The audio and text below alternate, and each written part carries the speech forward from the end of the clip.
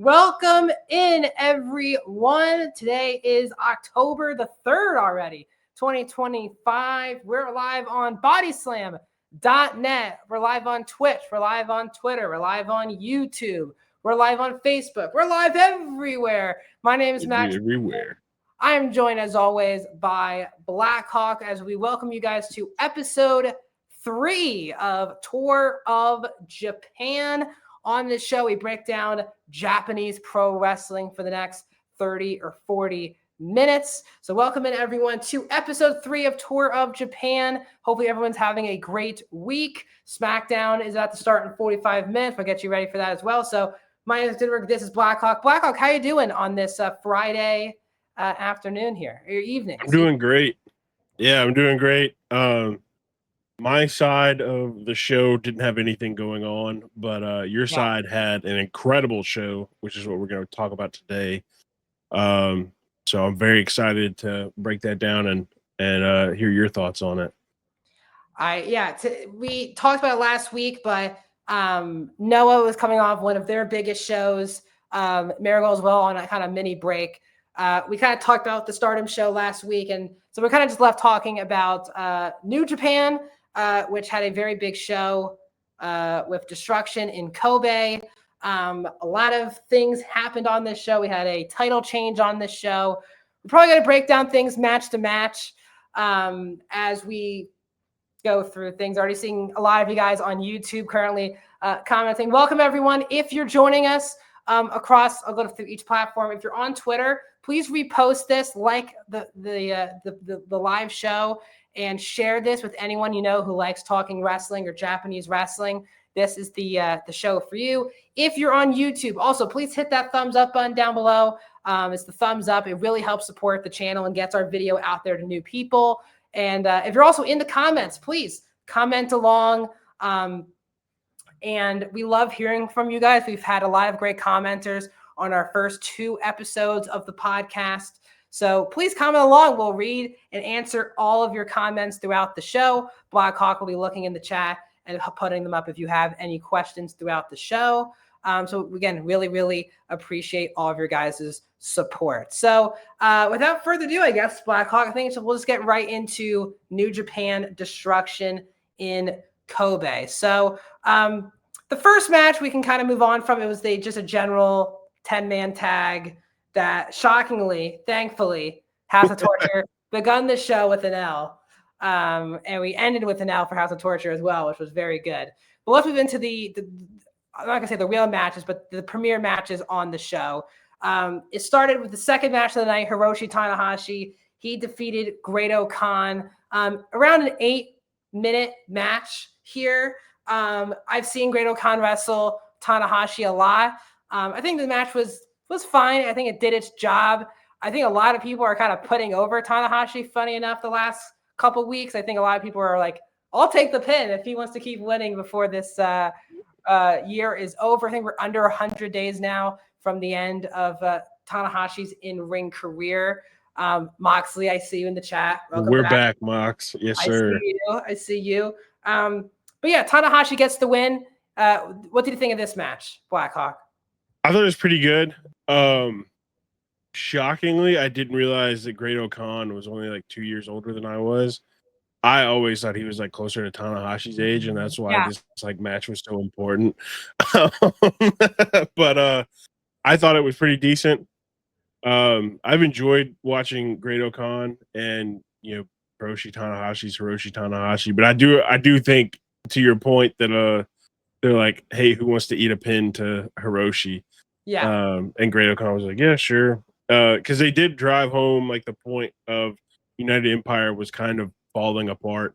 And Great-O-Khan's kind of like the last piece left. And he needed a big win against Tanahashi to kind of maybe set some new things in motion. And he didn't get it. So it does also leave it open for Great-O-Khan and United Empire to see where they kind of fall and where they go. Because right now it does seem like Great-O-Khan is the only member of United Empire left. Yeah, it's a weird faction at the moment. You can see, if you watch this show, a lot of these factions are kind of at full strength. And Yui is not. Akira is hurt at the moment, and I think they talked about it multiple times on the show that he is hurt. So I don't know if that jeopardizes his best in Super Juniors. It's just a weird group with, where Ospreay and Fletcher and Mark Davis are gone. I see him because I might co-host the show.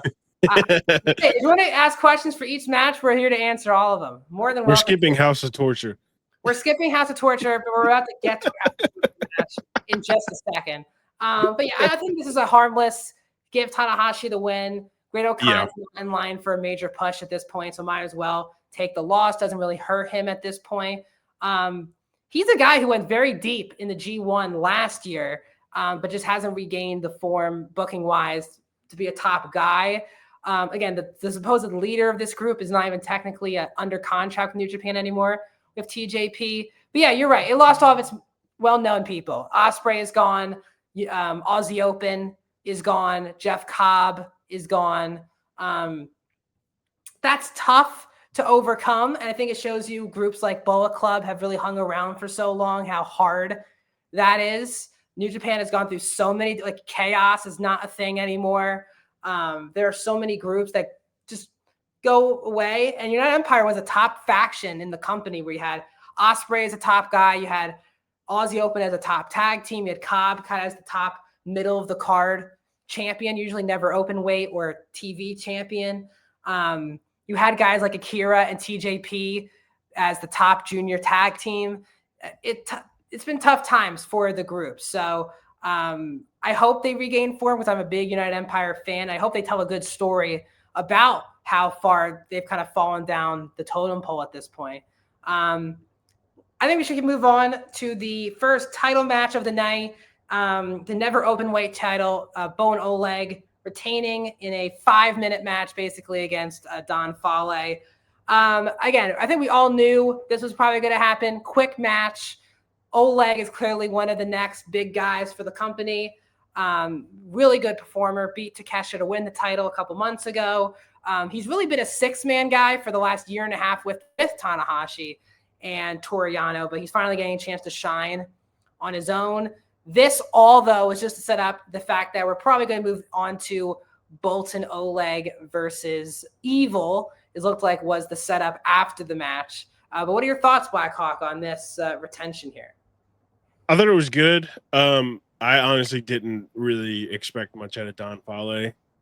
Just, Don Fale, I haven't seen a good match out of him ever. But I like Bolton a lot. I think he has a very, very bright future in New Japan ahead of him. And I think picking up a win over Evil for the never openweight title would be huge for him and his career. Will he win that? No idea. Yeah. But I think the potential for him to win against Evil would be massive for him and moving forward. Yeah, or there are going to be shenanigans and we're going to have a new champion. So. Obviously. There were a lot of shenanigans towards – yeah, I agree. He has the perfect power game. He's a very strong dude. Yes, very strong. He hits that running, move where he's carrying his opponent. I forget. That's like a Sheamus move, I know. I just forget now what it's called. But it's a move that doesn't look like a finisher to most people, but it does for him. I see Randy on Facebook saying howdy, welcome Randy as well. I love all of you guys commenting. Great start here to Japan episode 3. But yeah, Bolton Oleg is so clearly a guy, especially he's a unique talent where he's from Kazakhstan, such a rare, you don't really see people in wrestling from that area. And he was a young lion. Then he got put with Tanahashi in the 6-man, really learned a lot. And now I think has turned himself into a really good performer on the show. Again, do I love that we're feuding with House of Torture at this point? Probably not. I don't think Don Fale should be getting singles title matches at this point.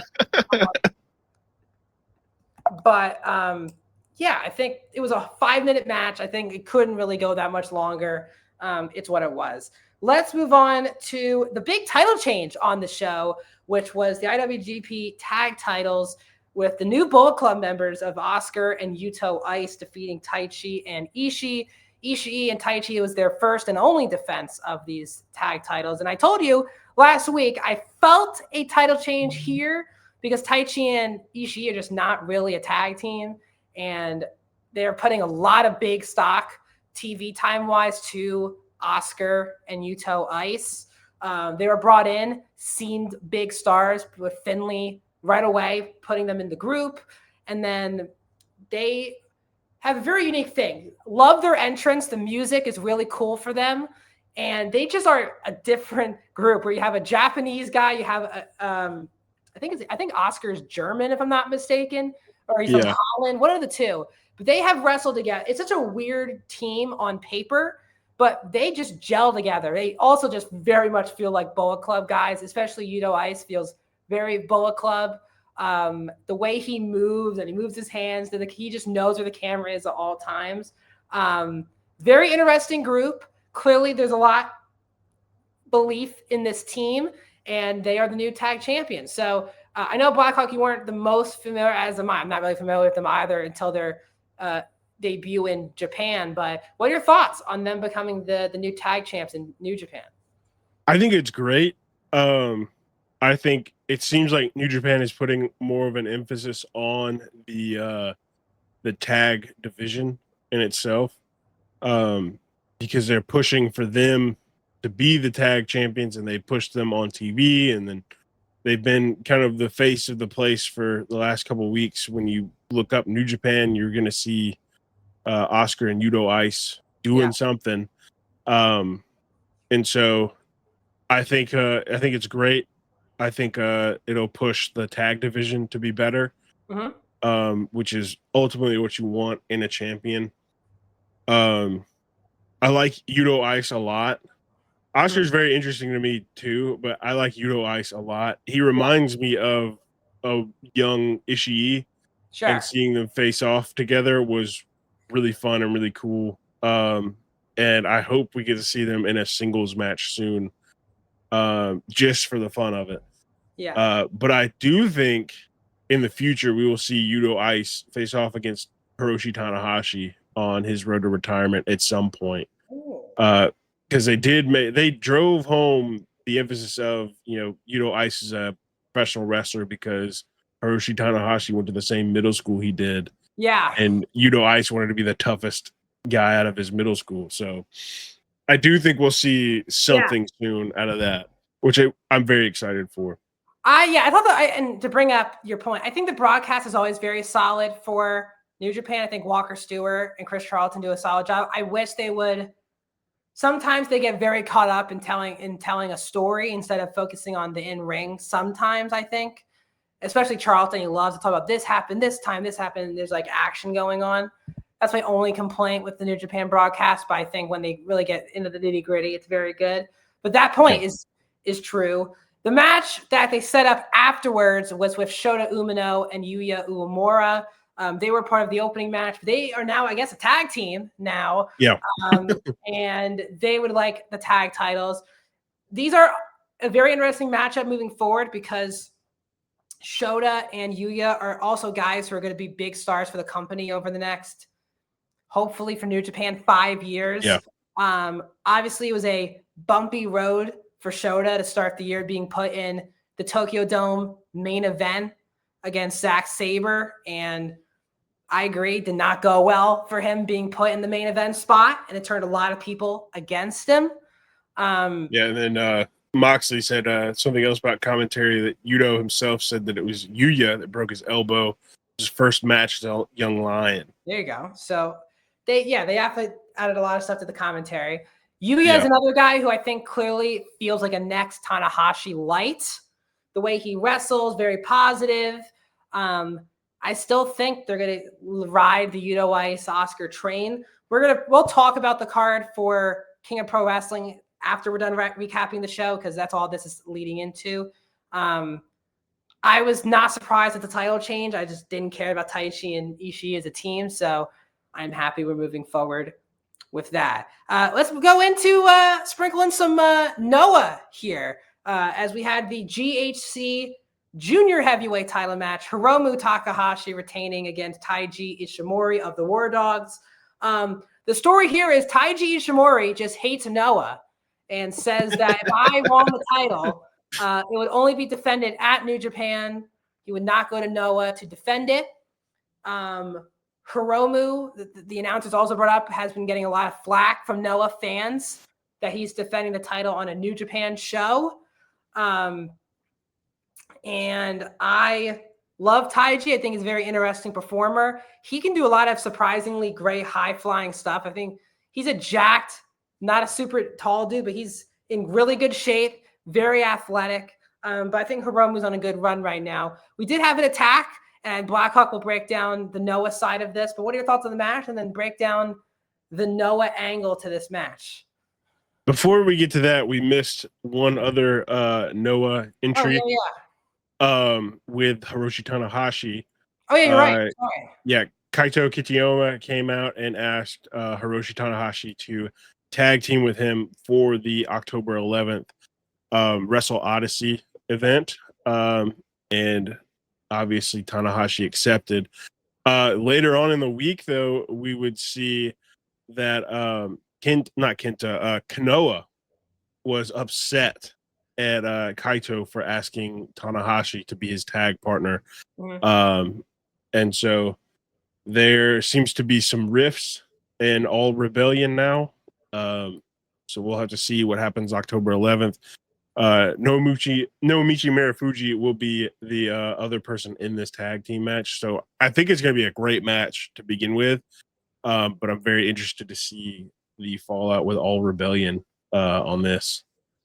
But going back to the New Japan show, I thought the match was great. The junior division for New Japan and Noah is incredible. And so seeing these crossovers is going to be really good.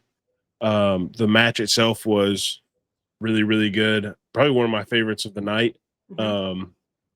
Probably number 2 of the night for me. And so I like the direction they're going with this, even though I'm, the Noah guy. I don't hate that he's like, I'm not coming back to Noah to defend this, because now it's going to force the Noah guys to make him come back to Noah to defend it. And that did happen on this show. Exactly what happened at the end. Ita came out and attacked him, challenged him to a match the same night, October 11th. And so I guess they set it up. He said he wasn't coming back, but they forced his hand, and now he has to come back to defend the title, which honestly going to be a great match. Their last match was incredible as well. Mm-hmm. So I'm looking forward to this. This is going to be I think October 11th is going to be, Wrestle Odyssey is going to be a great show. Yeah. We're going to, trust me, if you guys are new here, we're going to cover that show as well. 100%. October 11th is already a week from tomorrow. Yeah. So we'll break down that show in 2 weeks' time here on Tour of Japan. But yeah, I think it's an interesting thing. I am tired of like when these companies work together where it's always a story of, I'm not defending this title on that show. I'm a New Japan person. So I do find it a bit played out at this point, but it got a lot of Noah people on the show here. Yes. 2, I think, Noah wrestlers on the show. We have a confrontation with Tanahashi, and then you have a confrontation with Hiromu. And I like the guy who came out and attacked Hiromu. He was like, I'm from here, and you guys are booing me. It was very funny.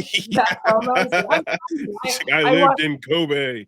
Yeah, it was very funny. So yeah, Hiromu retains. I knew they're not going to change this title on a New Japan show. They'll go and do that on a Noah show. Hiromu will put someone over. But still, again, Hiromu will get ready for Best of Super Junior Tag League as well. So I think he'll probably have this title for maybe a month. Maybe he'll probably lose it on the 11th show. I kind of hope he wins on the 11th show. Oh, okay. Yeah, even being, the Noah guy, I think he right now is the right guy to hold that title. Because you said that, a lot of people do this. I'm not going back to defend that championship. I think the Noah Junior division is full of incredible stars. Sure. And they just need, a little bit of fire lit under them. And this obviously has lit the fire under Ida. And so I'm excited to see if Ida ends up losing, who's next on that list to try to take it from Takahashi. Yeah. I see, Max. Does Hiromu have a partner for the Junior Tag League? I think it would probably be Titan at this point. I think, and Logan, we'll answer your question in a second. I think Titan would be the right choice. Chaos is or LIJ, excuse me, at this point is very much not a thing because of Naito leaving. Daiki is a good shout, but he's still a young lion. So I would wonder, again, they have, obviously Suji's not going to be doing it. Shingo won't be a part of the league. I think they'll go Titan. They already have on the King of Pro Wrestling show a 6-man tag to open the show, and it is Hiromu with Titan as well as Shingo. So I think that's setting up the fact that they're probably going to be doing that because it's against Clark Connors, Taiji Ishimori, and Finlay. And I think Connors and Ishimori will be the team because now Jilla Maloney has not upgraded, but he's gone up to heavyweight now. So I think they'll go Ishimori and Connors for Bullet Club. And I think they'll go Titan and Hiromu for Junior. But I like Daiki Nagai. He's probably my favorite of the young lions right now. He got put in a lot of big spots during the G1 tour. So yeah, and again, we'll answer Logan's question after we're done breaking New Japan because we're going to end up with some just news topics to end our podcast today. So again, stay tuned, Logan. We'll get to your question in a matter of minutes. Let's move on with the 6th match, home stretch here. Tsuji beats Finlay. They have wrestled, I feel like, a billion times. It feels like whenever there's a big New Japan show, they are wrestling each other. They have excellent chemistry. Finlay really dominated this match, though. Hit a lot of his big moves towards the end.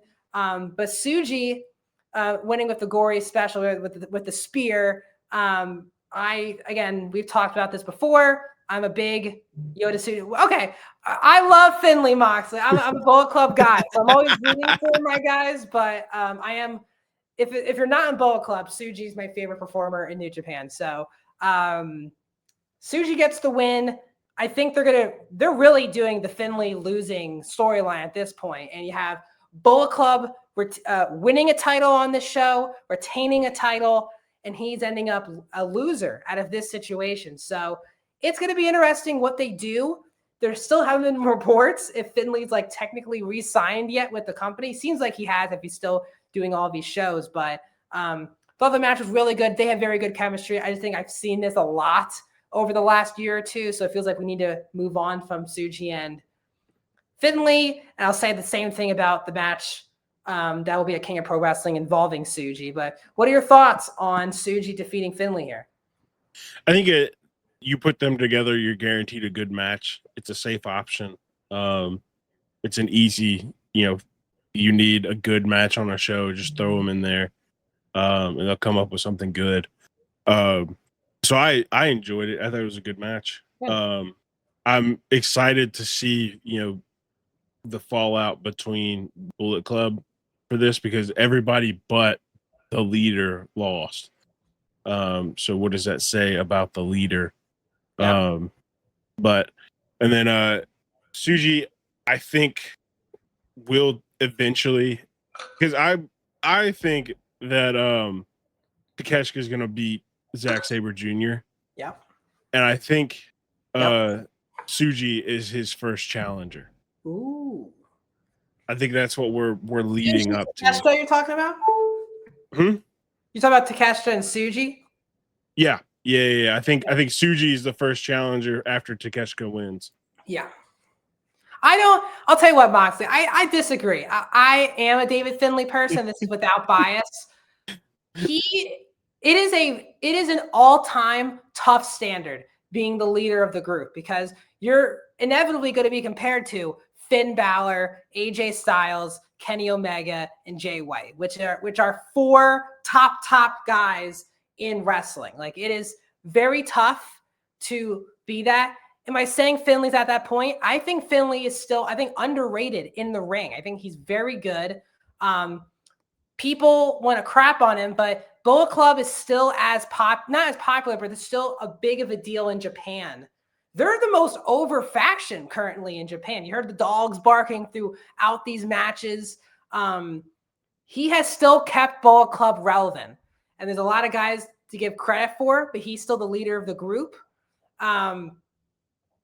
Booker's his manager. Okay. I mean, Gato at this point gets a lot of crap. I mean, this is one, and I get it. I think it's easy to say that. Finley hasn't won much over the last year, to be fair to him. Like, he won when the global heavyweight title became a thing at Wrestle Kingdom in 2024. He beat Moxley and Ospreay, and that was a really big deal that he beat Moxley and Ospreay. But then he lost it to Nick Nemeth, and then he won it right back, and that title hasn't really gone well until recently, where Gabe Kidd became the champion and Tsuji, and that rivalry is going to continue. Yes, he did lose to Dolph Ziggler, Nick Nemeth. I think everyone forgets Nick Nemeth was in New Japan for the first half of 2024. Yeah. But the reign didn't really go well. The back and forth with Nemeth didn't end well, I think, for the title's sake. It only got good once Tsuji beat him for the title. And since then, he's been a big loser in the group. He's not winning many of these top matches. He's going deep in the Cup, and he's going deep in the G1, but he's not winning these big matches if it's the semifinals or even the finals of these tournaments. So I think next, and again, we still don't know for sure if he's under contract, and they might let him go until Wrestle Kingdom. Again, they usually don't kick out Bullet Club leaders unless, I see that. Last year was a weird year where Matt Riddle was on New Japan, Nick Nemeth was on New Japan. 2024 was an interesting, or 2023, I think. Yeah.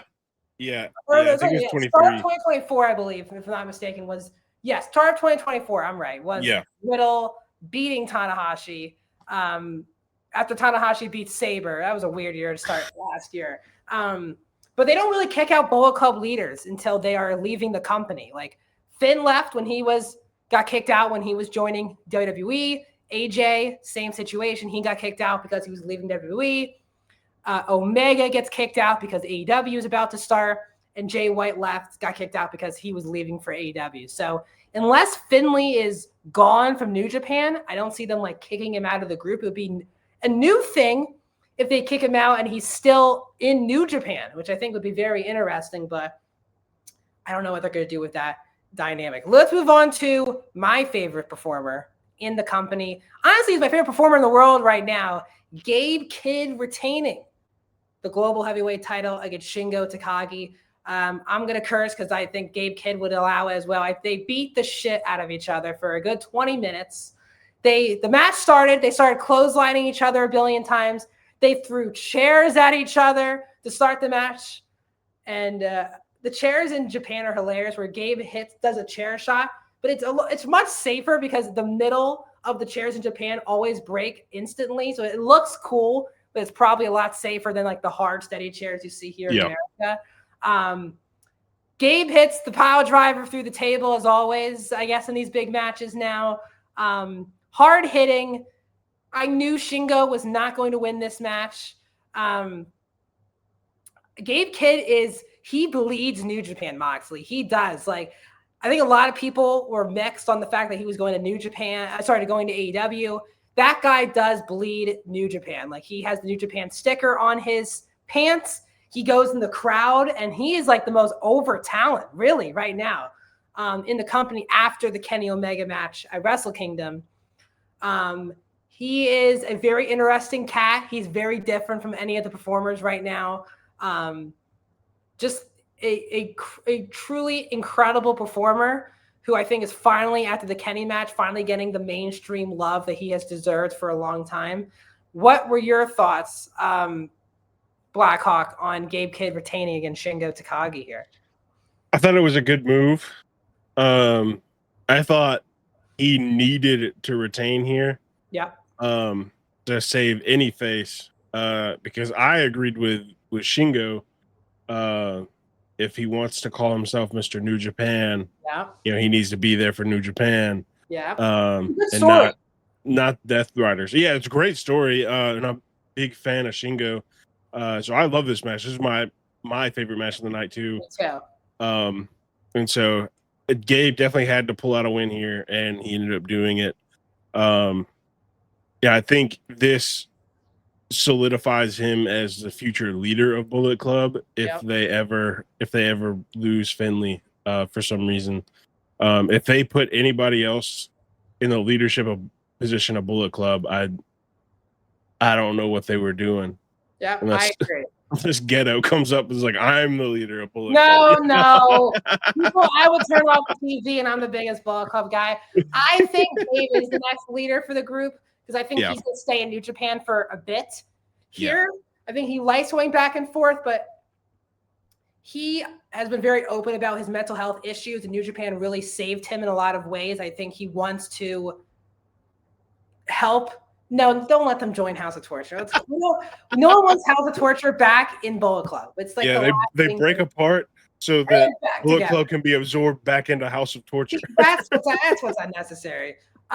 You said he had to force the crowd to love him. I think that's what's great to talk about. Japanese crowds are so different than American crowds. They are not cheering throughout the match. They are like, cheer me. They're like, impress us, then we'll clap. And Gabe is a guy who's going to implore the crowd during the matches. I think that's good. I think a lot more people should do that in Japanese pro wrestling.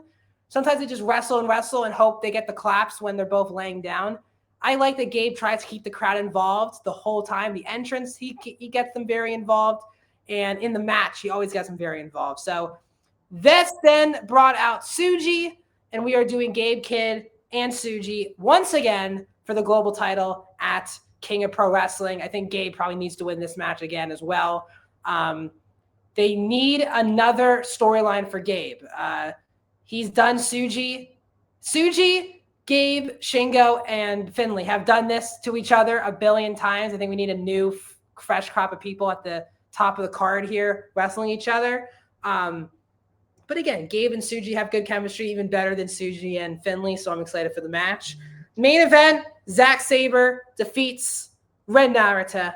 As always, Zack really delivers. This was not like a top-tier New Japan main event. I think Ren still has a lot of work to do. I think he's clearly very close to being a top guy, but I do think he's being passed by guys like Tsuji and Uemura at this point of the young, and Gabe at this point is the young crop for the company. But again, we all knew ZSJ was retaining because we have the big match against Takeshita. They were wrestling. Zack always is a technical beast. I love technical wrestling, and he puts on a clinic every time where he's in a submission, and while he's in the submission, he turns into another submission. He grabs another body part. It's so methodical, and you don't really have to suspend disbelief. His moves look like they hurt. His pins look like they're hard to kick out of.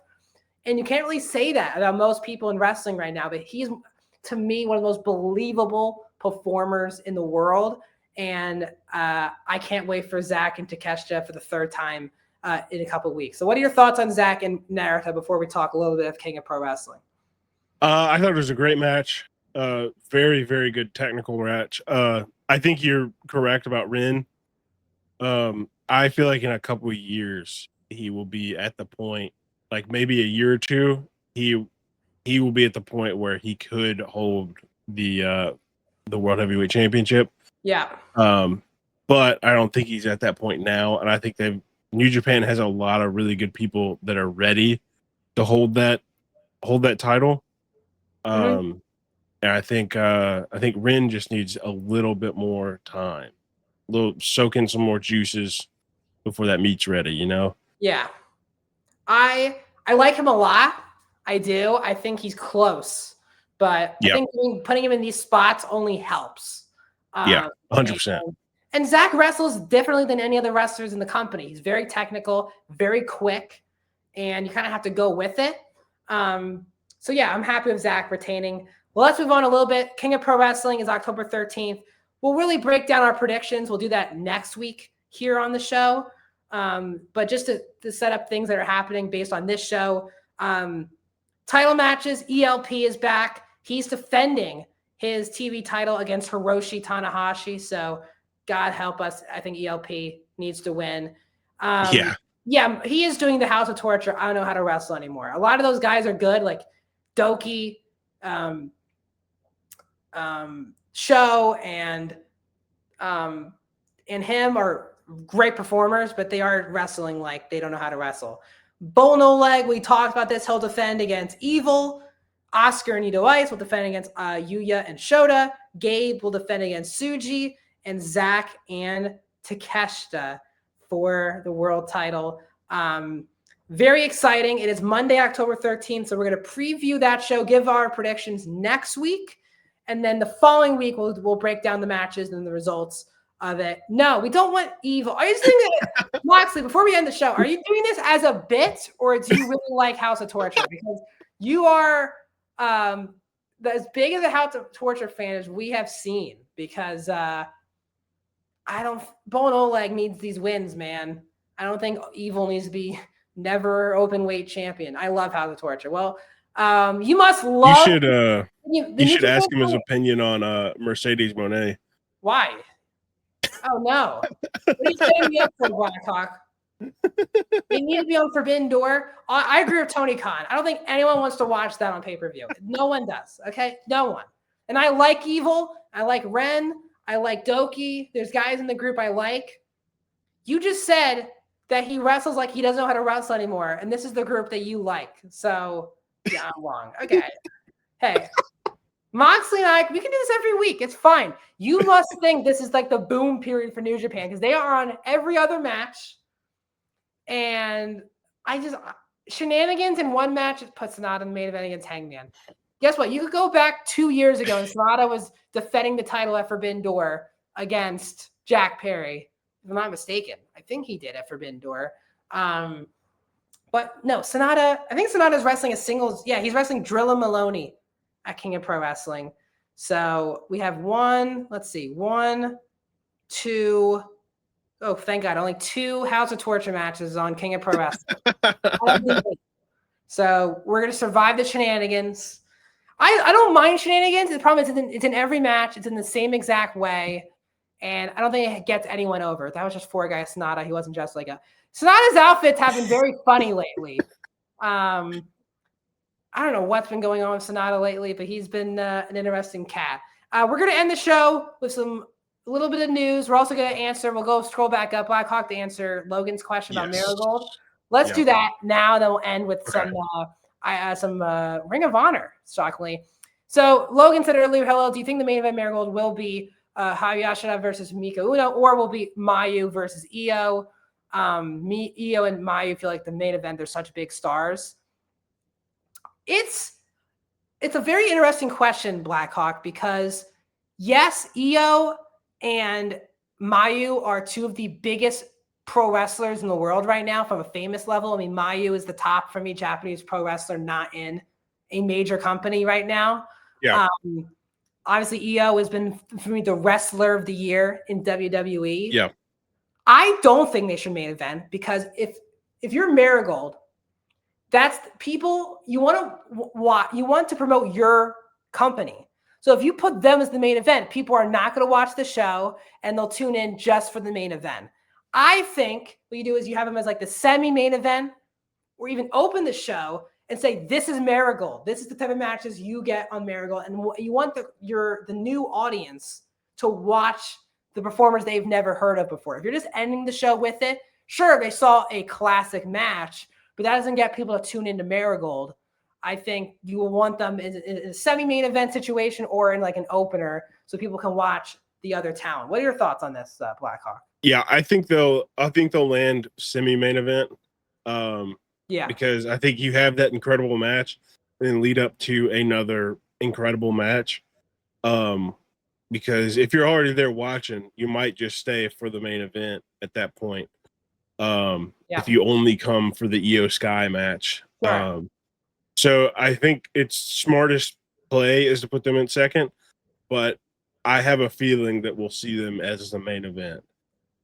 I hope we're right in how they should book it, but these companies do always sadly miss the boat on how they should be booking when they get these top talent in their companies. So yeah, we'll see. A little bit of some news before we wrap things up.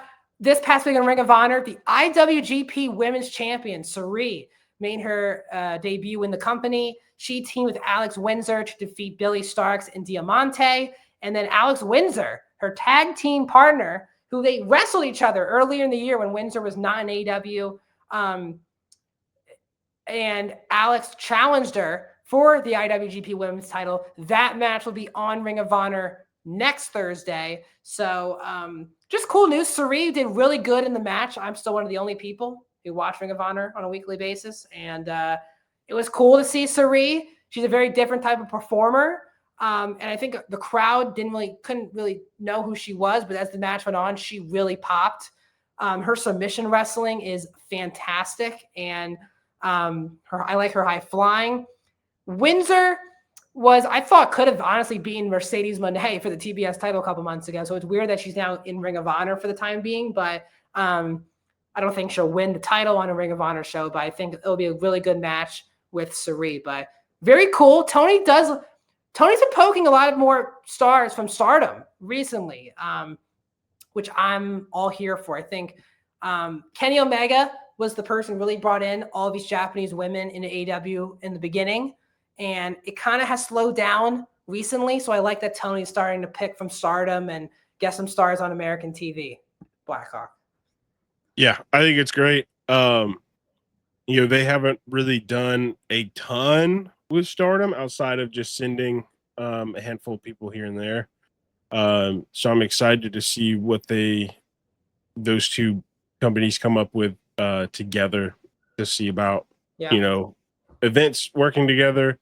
I think Forbidden Door has been incredibly successful for, New Japan and AEW, and even CMLL, and Wrestle Dynasty. I thought that was incredibly successful. Yeah. So it would be really cool to see Forbidden Door style event with the AEW women's roster and Stardom. And so that could be on the horizon soon if they're working more together and we're seeing more of them come over. We saw earlier this year, Athena worked Stardom at the beginning of the year. Yep. After she wrestled in Wrestle Dynasty. Willow has wrestled in Japan a lot over the last 2 years. Mercedes wants to keep wrestling in Japan. I think you could do a Stardom AEW, just a women's show, like a Stardom show, but they just have also the AEW women coming in. I think that would be really good. Alex has wrestled there obviously a billion times as well. So I like it. I think AEW's relationships have gone well with New Japan and Stardom, and we'll break it down next week. If Takeshita wins, would they pull the trigger on a Takeshita Okada Wrestle Kingdom? Like, would AEW give up that match? They'll probably do it themselves on their own show. Would they give up the first time they wrestle? Would they give it up to New Japan? Would Okada want to come back to New Japan at all? He's been very distant from the company since leaving it. So there's a lot of fun things matriculating between companies. We talked about EO, Marigold. Noah has his relationship with WWE, but now they have a relationship with New Japan, who has a relationship with AEW and CMLL, while Tessa Blanchard's a TNA wrestler who has a relationship with WWE, who's now in CMLL, who has a relationship. It is like all over the place right now. Things are melding, and we don't know what direction they're going. Who is in cahoots with who? But it's a lot of fun to cover. So thanks for joining us for episode 3 of Tour of Japan. Sorry again, we broke down the New Japan show, but that's what happens. There's going to be a lot of podcasts where we're talking about one company because Japanese companies go through a lot of break periods where they need to take off after some tournaments. So that's just where we're at. But next week, we'll preview King of Pro Wrestling. We'll recap Sari defending her title against Alex Windsor. We'll preview any other news, Noah. We'll also preview the big October 11th Noah show as well. Yep. So 2 pretty big Japanese shows we'll break down next week. Obviously, news will come up. We'll break down more things. But Blackhawk, where can people find you on socials? You find me on any social network site, YouTube, Twitch, all of them under the Blackhawk Walker tag that you see under my name. I'm somewhat active on most of them, so if you've got questions or want to ask about anything related to Noah or Marigold, hit me up and I'll do my best to answer it. Yeah, and you can find me. That's at Dinenberg Max. That's my Twitter page, at Max Dinenberg on Instagram. For Bodyslam, stay tuned on Twitter, TikTok, and Instagram because we post my highs and lows of every major wrestling show, which will include Smackdown tonight. So please like and support the channel. I am also the host for every single WWE and AEW pay-per-view. So if I'm not mistaken, next week is Crown Jewel. Yes. So I'll be probably doing that post show with Rami. Thanks, Moxley, for sharing your support. Yeah, shout out to Mox real quick. Yeah, thanks for being so cool as always. Yeah. I love our fighting. It's all fun banter. It's pro wrestling. It's great things to talk about. But I do also. I'll be probably hosting Crown Jewel next week. I'll put that together with Rami this week, and then I'll be probably hosting Wrestle Dream in 2 weeks as well. So tons of cool stuff with Bodyslam. Subscribe to our YouTube, subscribe to our Patreon, follow us on Twitter, TikTok, and Facebook. We are posting so much stuff. If it's wrestling news, if it's scoops, if it's reviews, if it's podcasts, we have all of them here on the channel. And once again, guys, Tour of Japan, we talk Japanese pro wrestling because we love it. We'll be here every single Friday at 7 p.m. Eastern time. So once again, for Blackhawk, I've been Max. Thanks for joining us for episode 3 of Tour of Japan. Thank you, guys. We'll see you next week. Oh, thank you. Oh, thank you. Oh, thank you. Oh, no.